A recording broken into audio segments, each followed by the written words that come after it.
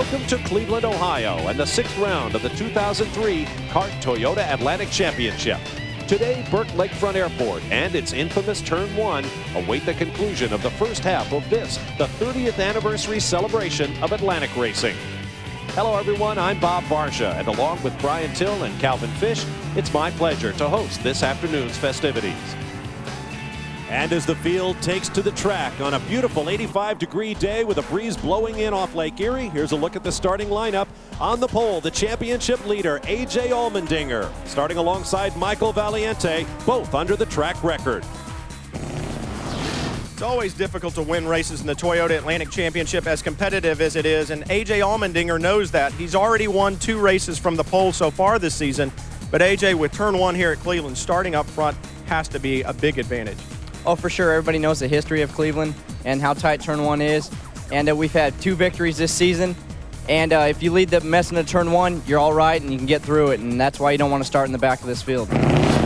Moving to row 2, Joey Hand, second here at Burke Lakefront Airport 2 years ago, starts next to the man second in the championship, Ryan Dial. On row 3, Aaron Justice, the only driver to finish in the top 5 at every race thus far this season, starts next to Canadian Jonathan Macri. On row 4, Alex Figge starts alongside Alex Garcia. Figge leaving nothing to chance.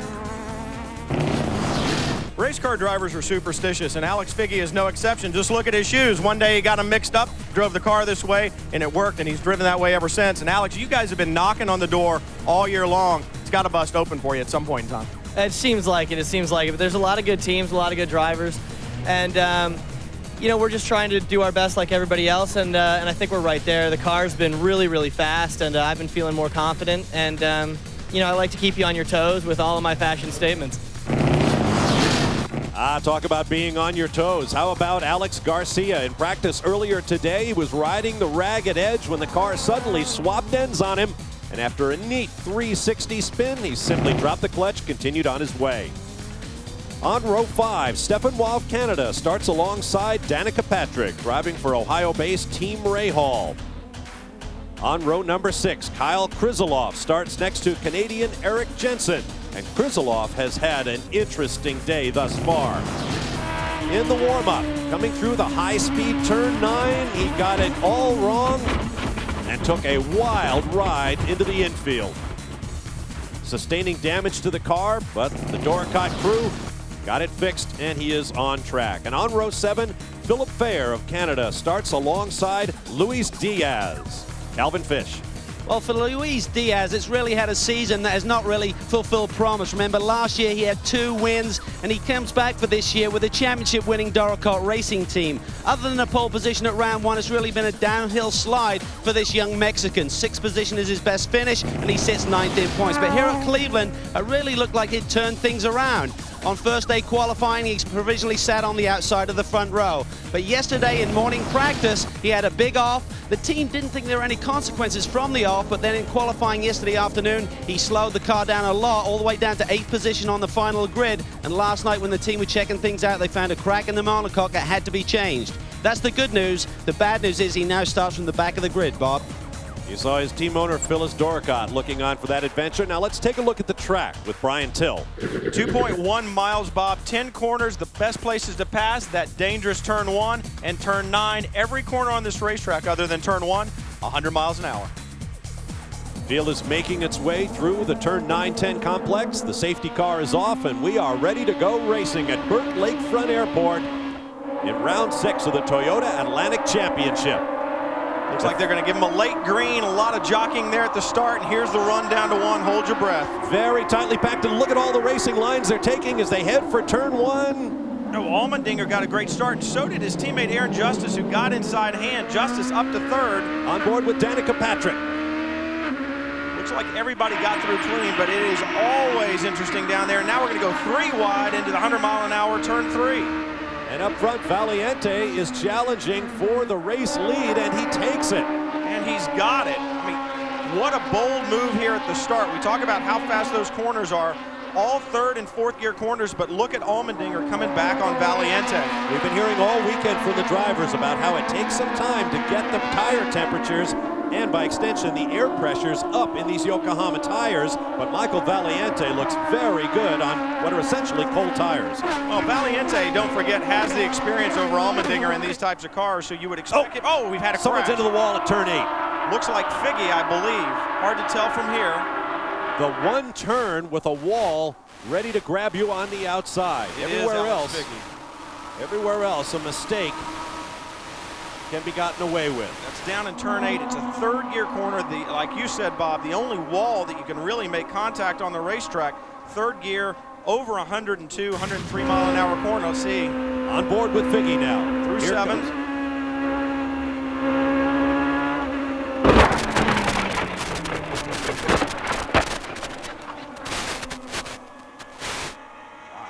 That was nasty. You can see from the outside, he just sort of understeered into it. Yeah, you know, it's such, the one thing to note about this racetrack, because the corners are such high-speed corners, aerodynamics are critical, and much like on an oval, if you get up behind somebody and you lose that air over the front wing, you're going to lose downforce. You can get that understeer.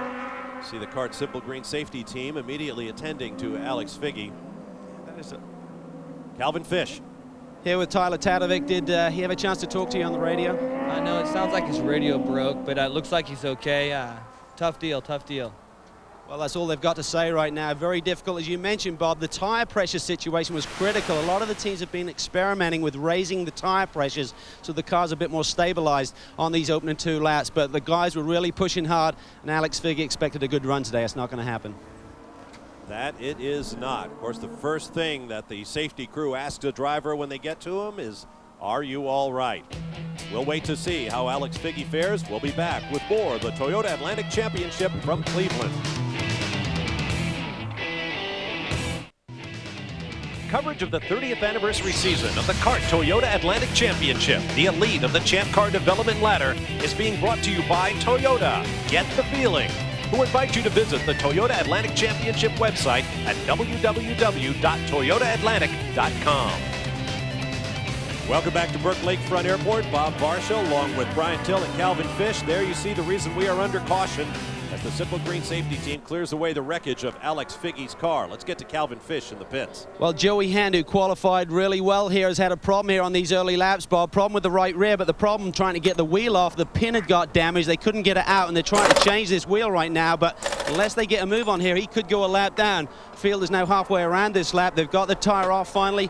Going to move back there. They had a problem in the warm-up this morning with the left front. At the end of qualifying, yes, he actually broke a wheel bearing, and that was still locking on during the warm-up session this morning. That seems to be okay, but they're really cutting it close here, trying to get this pit stop done, Bob.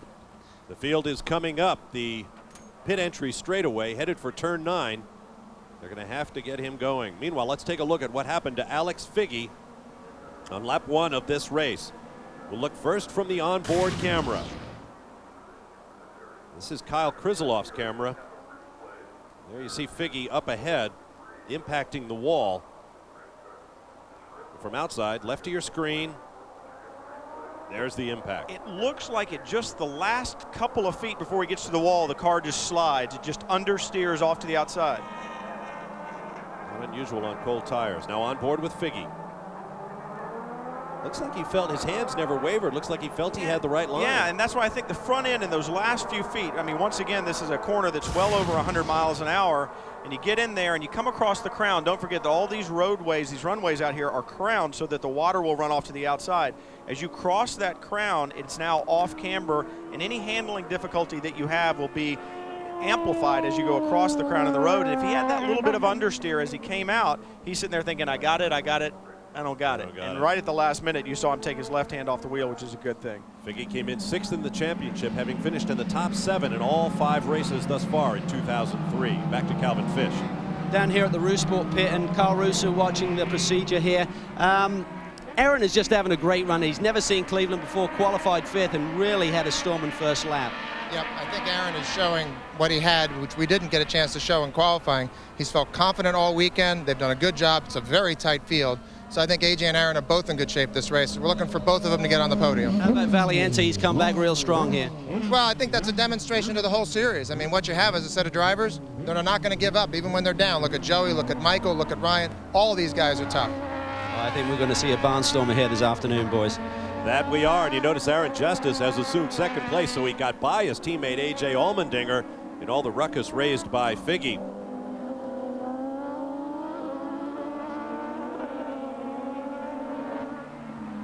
The field making its way back around. This was the scene of the accident. I'll give you a look at a replay of the pass for the lead. Watch the cars to the right of your screen. Allmendinger and Valiente. Valiente just gets him into that high-speed turn 3 right at the last minute, brakes a little bit later. They're coming in there close to 135 miles an hour. More work on Joey Hand. Calvin Fish. Well, he's back in again, Bob, but the wheel came loose once again, so I don't think it was a flat tire the first time around. The wheel had just simply come loose. There was a problem with the locking pin. Now they're using this big torque wrench trying to get this thing as tight as they can and try and get him back out there. Oh, now there's a confidence builder. We can't quite keep that right rear on. Go get him. Restart. Green flag is out. We're back underway, and Hand goes down another lap. You see Macri get inside of Dial there. I think Macri got a better jump off of the 9-10 chicane as they came down towards turn 1. Just anticipating that restart a little bit better as you go on board with Danica Patrick. Goes down 2 gears, down to 3rd gear as she goes into that 3-4 complex, and you look at Dial trying to come back on Macri. Great fight. This is for 4th place. This is a great racetrack to race on because from a driver's standpoint, it feels wide open and you feel like you can press really hard and the consequences won't be that big if you do make a mistake. The only one place that'll bite you in a hurry, we saw it earlier, and that's turn 8, and Alex Figge showed us just how big of a bite it'll give you. That's Macri in the blue car with NTN bearing sponsorship. The red Sierra Swift is in the hands of Ryan Dial. And oh, A.J. Allmendinger looked down the inside of his teammate. What's going on? Joey Hand heads for the pit lane. He is under a black flag. Let's get more on that. Calvin? Well, he's coming down pit lane, Bob. I'm not sure what the problem is. That maybe they didn't replace these locking pins in the wheels. I'm not sure with the rule book, maybe that has to be in position before he can get back on course. So we'll see what happens, and I'll try and update the story for you. Well, the day just gets worse and worse for Joey Hand. Second in this race 2 years ago. He missed it last year as a result of injury suffered in a testing crash on the Milwaukee Mile. The battle up front is furious. Oh, A.J. Allmendinger got a little bit wide there coming off turn 4. The order is Valiente, Justice, Allmendinger, Macri, and Dial. The top 5 will return with more of round 6 of the Toyota Atlantic Championship. Coverage of the 30th anniversary season of the CART Toyota Atlantic Championship is being brought to you by Argent, lending at the speed of Argent. Welcome back to Burke Lakefront Airport. Clouds building overhead, but that's not unusual here in Cleveland. We've had every imaginable weather condition during the weekend except cold. It's about 85 degrees right now. It's cold. It has not been at all this weekend. No, it isn't. The battle for 4th has cooled slightly. There's Ryan Dial in the red Sierra Swift, who's dropped back a couple of car lengths from Jonathan Macri. But behind him, Stefan Waugh, Alex Garcia, Danica Patrick, Kyle Krizloff, looking out the back of Patrick Swift now. You know, the thing that's impressed me is Danica seems to be a better racer than she is a qualifier, and what that talks to is experience in these cars. They are very difficult to get right, very difficult to get that lap in. It's also a strategy issue as to when you're going to go out on those tires and turn that lap in qualifying as you go on board with Krizloff. And so it's one of those deals where they just need to learn the qualifying game a little bit better because we see her in the race and she moves towards the front. Watch that steering input from Kyle Krizloff, with whom you now ride through these corners. It is very bumpy here in Cleveland. Danica's had an interesting weekend. It's been a real character builder. Upper right of your screen, there she is losing an engine in practice. And that wasn't the last of her problems. She's had a terrible time getting the handle on the handling. Team owner Bobby Rahal lending a hand with the crew as they change springs and shocks, trying to find a way to get this car to work the way she likes it. Calvin Fish. Well, you would think with 3 top 6 finishes in the first 5 races, Bob, for a rookie, that the team would be very comfortable with that position, but Bobby Rahal and this team really want to push things a stage further. In fact, on Monday, Danica will be testing down at Mid-Ohio, and they're going to bring in last year's champion, John Fogarty, to share the car with her and just try and give the team a little bit more direction on setup. We spoke to Danica about it. She's very comfortable with it. She said it's a win-win situation. If he can help me out with setup, that's good. If he can prove to me that maybe I need to find something in the driving area, that's good as well. I think that shows a lot of maturity for a young racer to say, hey, I need help. If you can give it to me, that's fine. It'll make me better. Oh, absolutely. It's not often that you'll find a race car driver say, yeah, somebody else can sit in my seat. Right, I don't have the answers. Give me some help. Yeah, absolutely. You know, this racetrack, too, Cleveland is a very interesting place from a driver's perspective because it is so flat, so wide open, it's hard to see and pick up reference points, trying to figure out where you need to turn in and where you need to brake because there are no good reference marks, no walls. As you look here, you see Valiente in the lead. Allmendinger going to put a pass on his teammate Aaron Justice. Not fighting real hard. He knows he's alongside him. He knows he's got him. And you know what? Got plenty of race left, so he's going to let him go. See if he can't get him back later. These cars draft real well around here, too. You see Allmendinger get a pretty good toe down as they get to turn one, allows him to get upside, and then just out breaks Aaron as they go into turn one. They, of course, are the Rousport teammates, the team based in Loveland, Colorado. And Rousport has announced it's going to provide a 2-day Toyota Atlantic test to the driver who wins the championship in the next step down on the kart driver development ladder, the Barber Pro Series. And that's big for all those guys in that series. That was going to make them just try that much harder. The idea that they're going to get a test in one of these cars, and it's not just any car, it's a Rousport car, a car that you know can win races, and it looks like Allmendinger got a little wide there on the line there into turn one, but once again, those young drivers are going to get a test in cars that they know can win races, and that's big for them. A.J. Allmendinger has won 2 out of the last 3 races. You know, the guy that I'm impressed with in all of this right now is Michael Valiente. You think about the struggles that he's had at the beginning of the year, being sick at Laguna and not being able to race. It's the mark of a champion to be able to put all of that behind him and say, you know what, that's really put a dent in my championship hopes, but I'm going to keep my head up. I'm going to go out and do my job and win races. He's not gotten caught up in it. He's not tried too hard and pushed past the line. He's gone out and he's run hard, and he's doing a great job. And he's closing up on Michael Valiente, who led in the season opener in Monterrey, Mexico for 27 laps, but this is the first time he has led since then.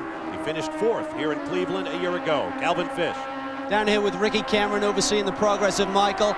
This racetrack, Ricky, really gives the engineers a challenge with the bumps and the high-speed turns, but you guys seem to have mastered it here. Yeah, the car's not too bad. It seems like those yellow cars are awfully strong, so I think he's got a pretty big race on his hands. You said this morning that the car was stronger over the longer runs, tire pressure-wise. Should you still be in good shape for that? I think so. It's hard to know what's going to happen with the weather here, and like I said, it's a long race, so we'll see what happens. Whoa, side by side. Allmendinger and Valiente are getting after it. He may be a rookie, but he's taking it to a guy who's running this series and won races in it, and what a great race these guys are having. This is great. 20 laps to go next time by as you look down the long runway, 24 right here at Burke Lakefront Airport in beautiful Cleveland, Ohio. We'll be back.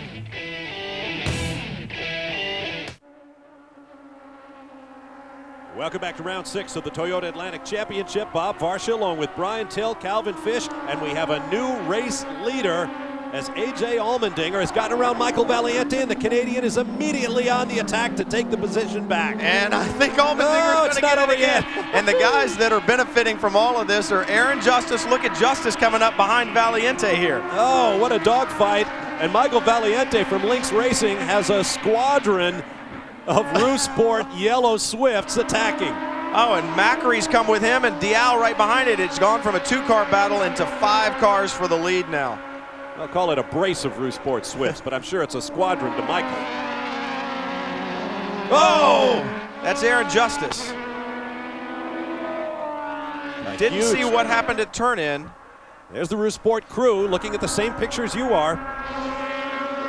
Can't tell if the car is damaged, but boy, he went off backwards at high speed. I think we've got damage to the left rear of that car. You see Aaron climbing out. That happened right at the turn-in for 5. You couldn't see what happened originally. Let's see if we see it here. To the left of your screen, second yellow contact car. With contact Macri. with Jonathan Macri. And that did the left rear of the car. You can see it bouncing around kind of free there. It's up in the air. That's broken. Good thing he missed the wall there. From behind, pow. Well, it looked like they were going to be able to get through there side by side. I think Aaron had just a little bit of a lead over Macri. Obviously, you got left rear to right front. But just squeezed down a little bit. Not room for the 2 cars. I'm sure Aaron thought he had room. I'm sure Jonathan thought that they would get through there side by side too. But, you know, it's a game of inches, and he just didn't have enough room to get it done. And he did have a little bit of a lead on Jonathan, but you know, it's close racing down there in those high-speed corners. The other thing you got to remember is there are a lot of bumps down there. It makes it hard to get through those corners side by side. These guys playing a game of chess at well over 100 miles an hour. So the yellow flags wave for the second time today, and that will end a string of 5 straight top 5 finishes for Aaron Justice. And before he walks away, I owe Aaron an apology. I keep saying he's 30 years old. Aaron says that's not true. His 30th birthday isn't until October. And you can see by the look on his face, he is not happy. He's been one of the most consistent guys here. You know, and a lot of people looked at him and said, well, with all of the experience that he has, he'll be the senior member on this Rousport team. But you got to go back and go, as far as full seasons go, Aaron hadn't had a lot of automobile racing, a lot of kart stuff, but he hadn't had a lot of full seasons. His win in the 2-liter championship back in 2000 was certainly a big deal, but didn't have a lot of seat time after that. So he is very much an inexperienced rookie in this series too, and he's doing a great job. There you see Jonathan Macri driving for Chardon, Ohio-based Polestar Motor Racing. The question is his car healthy? Let's go to the pits and Calvin Fish. Jim, the racing got real close there, a little too close. Jonathan bumping there with Aaron. Any damage to the car? He hasn't said anything about it, so I'm hoping not. You guys seem to have turned it around, though. Qualifying was pretty good, but really has a lot of speed in the race today. Yeah, we've sort of had a good front end, a good back end, a good front end, a good back end. Maybe we got both of them this time. Okay, well, balance is the key around Cleveland, but right now the concern is any damage to that right side suspension. There you see Aaron Justice's car about to be towed away by the safety team. There is Macri. Let's take another look at what happened. You know, it's just so hard to see who is where when you go through there. The only thing you can look at is the resulting impact, and that is you see Aaron with just a little bit of a lead. You can see that the resulting impact is obviously right front to left rear. So Aaron obviously had a little bit of a lead on him through there. But, you know, these guys are racing for a championship, and they're racing hard, and they're going to try to get through there side by side. Threads the needle between the 2 tire barriers, protecting equipment, airport equipment, between the runways. So Aaron Justice takes a ride with the Simple Green safety team. We'll take a break and return with more from Cleveland, Ohio, round 6 of the Toyota Atlantic Championship.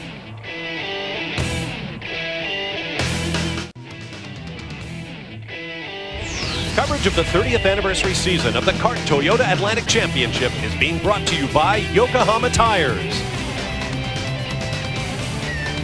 Welcome back to Burke Lakefront Airport, former home of the Cleveland National Air Races and still the home of the Cleveland Air Show. There is Alex Figge, who crashed out on lap 1, just completing his walk down the pit lane. As long as he knows where he's walking, he had a big hit. I hope he's okay. He must be. He's had some time to think about it. And once again, the Toyota safety car pulls off. Michael Valiente will lead A.J. Allmendinger, Jonathan Macri, Ryan Dial, and Stefan Waugh, who moves up into the top 5 with the departure of Aaron Justice. We're back underway. And Valiente was on the trigger long before they even got through the chicane, trying to get a jump on Allmendinger as they get down into 1. And looks like everybody's going to get through there clean as you look off the back of Danica Patrick's car. That's Luis Diaz. He's trying to move on up from his qualifying, and his damage did actually put it back at the back in the beginning for qualifying. On board with Kyle Krizeloff now. Diaz up to 7th, Danica Patrick up to 6th. Krizeloff runs 9th. You know, the guy that really won in all of that, obviously with the thing with Macri and Justice, was Macri, because he and Aaron Justice were battling in the championship points also. It's also going to help Michael Valiente, who's having a good run here today, and that's really going to move Aaron down as you look back off the back of Danica Patrick's car and Luis Diaz. I actually thought, as well as he had run in practice in the first qualifying session, that he would move much quicker through the field, but they obviously have not been able to get that car exactly right. It's hard to do when you bolt an old rear end onto a new tub to make sure, you know, they really only got 10 minutes of practice with it today. As you look with Krizeloff as he comes through the 910 complex, that's where he had that big off in the morning warm-up. Listen to the shifts. They hold some of these gears for a long time through these complexes. Whoops. Allmendinger in turn 1, back to the lead. I think we're going to see this a lot. These cars, as I was saying, these cars draft well. It's a high-speed circuit. You get a good pull through the corner. You see Allmendinger up behind Valiente. He doesn't even move to try to do anything about it. He gets a little bit of a draft, can pop him and get beside him as they get to braking, and I wouldn't be surprised to see Valiente do it the next lap by. They're going to change back and forth. The only one that really matters is at the end of lap 32. And that brings up a criticism we often hear about young racing drivers. They're unwilling to give up a corner when they're beaten. Better to keep on racing and to try to get the guy back rather than forcing an incident by being stubborn. Oh, absolutely. The idea that to fight for a corner halfway through the race and potentially take yourself out, or to know that you can be there to try to come back and combat it later as you look at Macri inside of Valiente for position. Now I'm wondering about Michael Valiente. A.J. Allmendinger was able to draw right away from him, and now Jonathan Macri, with a car that may not be 100%, drives by last year's title runner-up. Yeah, I mean, it actually looks like Macri's car may be down a little bit on the right front as you saw him get a little bit of lockup into that corner. So you wonder, you're exactly right, Bob, does Michael Valiente have a problem? He seems to be driving back, and now look at Ryan Dial. The red Sierra car goes down driver's right under braking. Oh, there's got to be a problem there. Has to be. Oh, and he's squirrely right there. We talked about what a great job he had done from coming back from such disappointment as you go on board with Krisiloff. Look at how rough this racetrack is as you transition from one runway to the other via the taxiways. But now that looks like the bad luck is coming back for Michael Valiente through the 6-7 or the 5-6 complex, back across the runway. Fastest corner on the racetrack here at 125 miles an hour. And look at what Allmendinger has done over Macri and Dial and Valiente as he drops further and further back, and Allmendinger keeps his head down and he's going. Next guy with a shot at Valiente will be Stefan Waugh and then Danica Patrick. Right now, the team, Bob, is saying that there's no major problem with that race car. Ricky Cameron said he's picked up a little bit of understeer. He's going to try and dial it out on the bars, but certainly for a lap or so there, he lost a lot of pace, but right now he's trying to get back on the gearbox of Ryan Dial. You talk about letting a guy go when you're beat. That's one thing, but you don't let 2 or 3 guys go. He's got more than just a little bit of understeer. He's got some work to do in that cockpit. Sliding it through the turn 3-4 complex. Michael Valiente might be back on the pace. He's able to hold Stefan Waugh at bay, but he's back in 4th place. We'll be right back.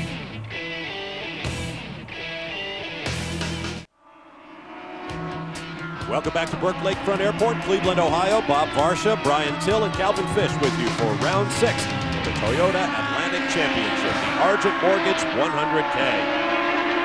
The race leader is A.J. Allmendinger. There's a look at Ryan Dial, currently running in 3rd. Now, earlier I said Allmendinger had won 2 of the last 3 races. That's incorrect. It is Dial right there who has won 2 of the last 3. Allmendinger 2 of the last 4. He and Allmendinger have been basically alternating victories as you look at Jonathan Macri. And it's been curious to me, Brian, that Dial and Allmendinger, arguably the 2 hottest guys in the series, never seem to be hot on the same day. Allmendinger dominated at Long Beach, and then on Milwaukee, he had nothing for Dial, who went on to win. Laguna reversed the roles. Portland reversed them again. Let's take a look at the big wins for Dial. There he is going around the outside of Macri on lap 1 in Milwaukee, and coming down to the checkered flag to grab his first victory. Then at Laguna Seca, California, he finished in 2nd place to A.J. Allmendinger. And then round 5 in Portland, Oregon, he dominated again, getting through the festival turns ahead of all of that chaos behind him. Always a good plan in Portland. And going on to lead every lap for the win, his 2nd of the season. Yeah, that was certainly a dominant performance there. And the thing that's certainly interesting about it, as you pointed out, it's very different types of racetracks that he's done well on. Calvin? Well, Kyle Brannon, I just checked in with him, the engineer on Dial's car, and he said we just got way too much understeer on the car right now, particularly on cold tires on these restarts. So he said, I don't think we really have the pace of AJ, but this is a tough one for him to swallow. He's won this race the last 2 years, last year with Ryan Hunter-Ray and the year before with Hoover Orsi. So he was expecting great things when they came to the Cleveland track this year. Well, this kind of gets back to what I was saying. Either A.J. Allmendinger or Ryan Dial seems to dominate, and neither guy can deal with the other when his opposite number is on.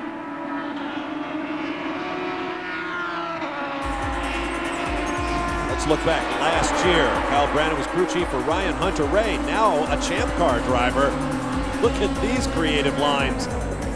Ryan Hunter-Reay led away from pole, got through turn 1, and went on to dominate the race. Now here's Alex Figge, who's having one of his better races, at least for the first 2 laps. On lap 3, this is what happened to Alex.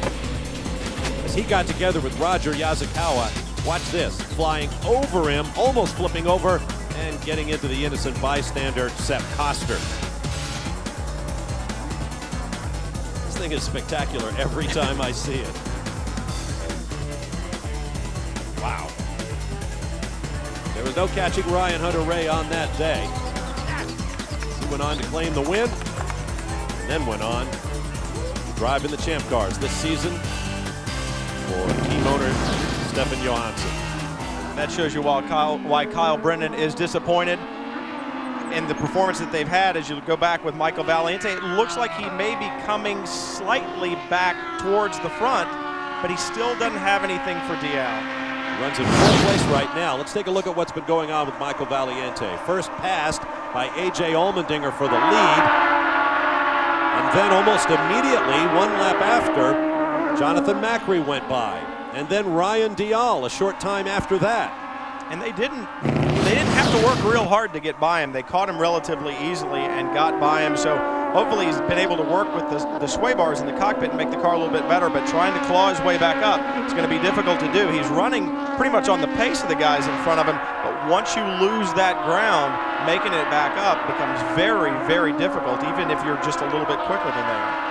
The series is so competitive and the cars are so closely matched, all of them using the same 4-cylinder Toyota engines and Yokohama tires. And now Diaz has begun to come on a little bit. You think about how difficult it is. They changed the tub. We'll take a break. Allmendinger, Macri, Dial, Valiente, and Waugh. We'll be back with more from Cleveland in a moment.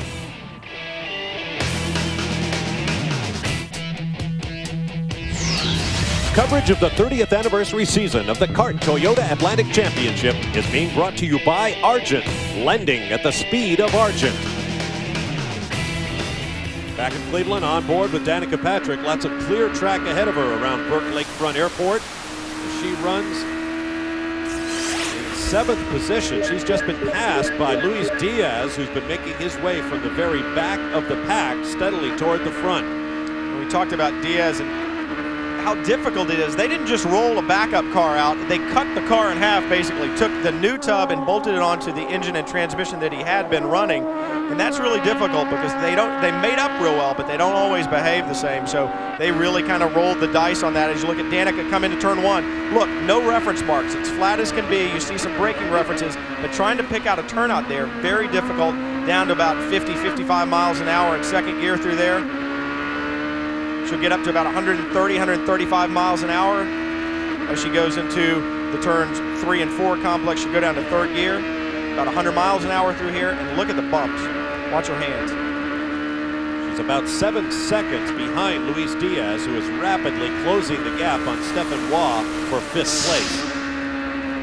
Meanwhile, up front, A.J. Allmendinger is drawing away from Jonathan Macri. The gap 3.2 seconds last time by, and he is the fastest car on the racetrack right now. Yeah, he has had it all his way since Valiente had his problems. Jonathan Macri doing what he can do, but you still have to wonder, he's just a 10th or 2 off of the times that Allmendinger's putting in. You've got to wonder, is that car slightly damaged? To me, it doesn't look square across the front anymore. Looks like it's down a little bit on the right front. And yet Dial has not been able to close the gap on him. They're running times that are almost identical, and Valiente just a few tenths off of the guys in front of him. He's got a long way to go to get back to the position that he so much coveted, and that was being at the front. Let's look at Mr. Odd-Numbered Races, Ryan Dial, who won rounds 3 and 5 of the championship. Well, and you know, AJ has an even number on his car, so maybe that's, you know, spells that he's supposed to do well in even number races. Grasping at numerological straws now, aren't we? See the track mostly in shade. There's a very heavy, very dark cloud overhead. I don't think we're in for rain, but that will cool this track a little bit. And this track is notorious for being very heat sensitive as you watch Luis Diaz. Calvin Fish has more on him. Well, after a one-race absence, Alain Clarenval is back as the engineer on Luis Diaz's car. Changing the monocoque last night, do you have to rebalance the race car, or are the cars pretty similar when you do something like that? No, unfortunately, we have to balance the car. The chassis don't react the same way, and we have to balance the car. We had essentially 15 minutes to try to do so. We made one change and a few more changes for the race, but that's the best we were able to do. How was the balance? Has Luis said anything on the radio? Well, the balance was more towards understeer, and during the warm-up it was oversteering. Then we should have been somewhere in between. Okay, well maybe they overcompensated, but certainly a strong run for the young Mexican. Alain Clarenval back with Doricott Racing for the first time since winning the former Dayton Lights Series with Champ Car driver Oriol Servia back in 1999. A very experienced engineer. Just give you an idea right there how wide this racetrack is. And you talked about Kyle Brennan being disappointed in Dial's performance.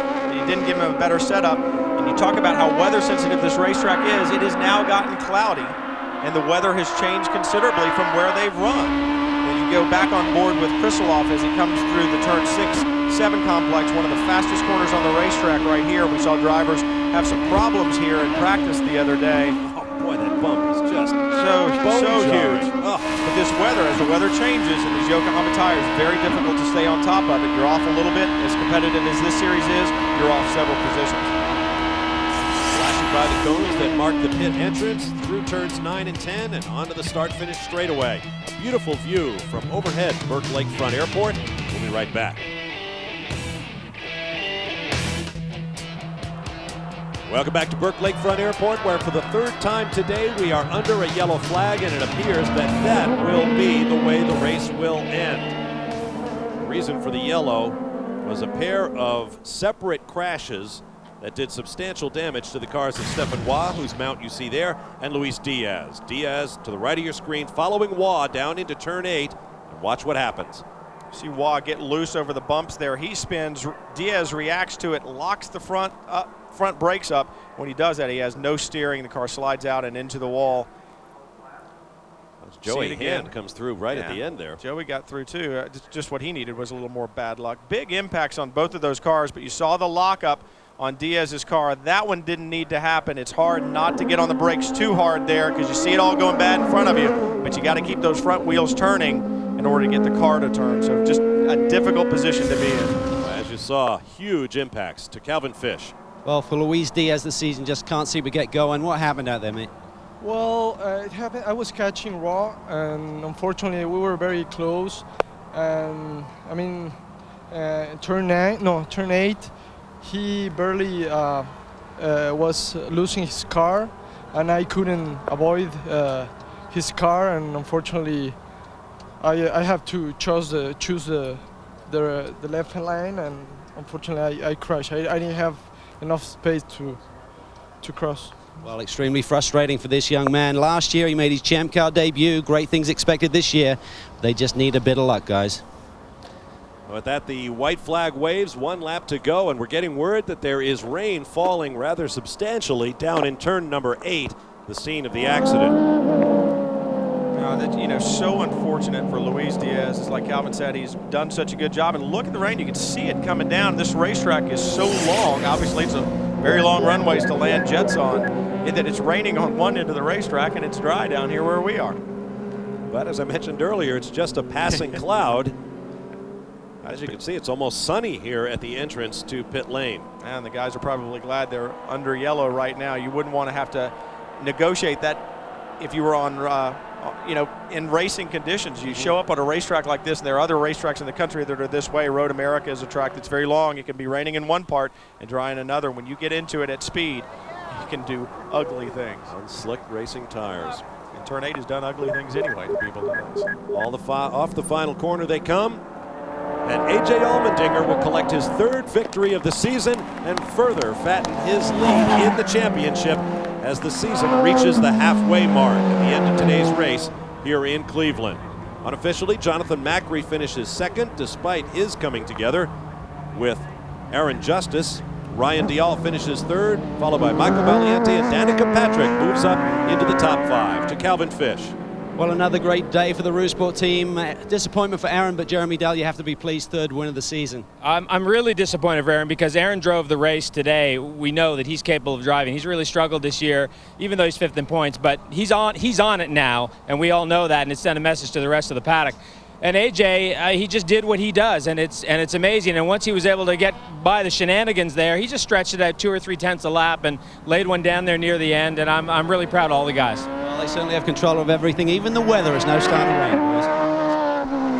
Well, that's the way to do it. Finish up just as the rain begins to fall. Congratulations to AJ Allmendinger. We'll hear from him in a moment when we return to Cleveland.